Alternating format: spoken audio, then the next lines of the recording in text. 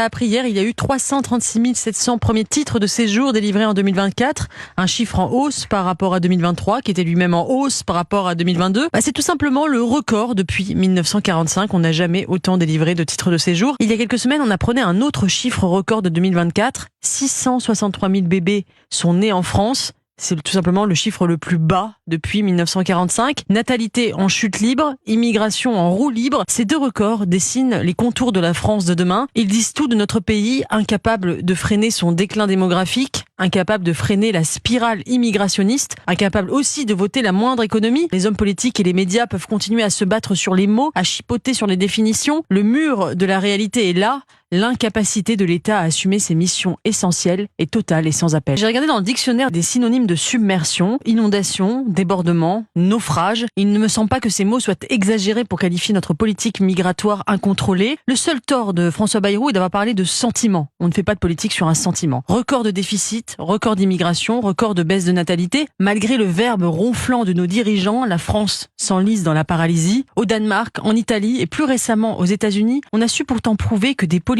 volontaristes pouvaient changer les choses. On verra dans les mois qui viennent si la politique énergique de Bruno Retailleau contre l'immigration illégale porte ses fruits. Si ce n'est pas le cas, la tentation dégagiste sera plus forte que jamais.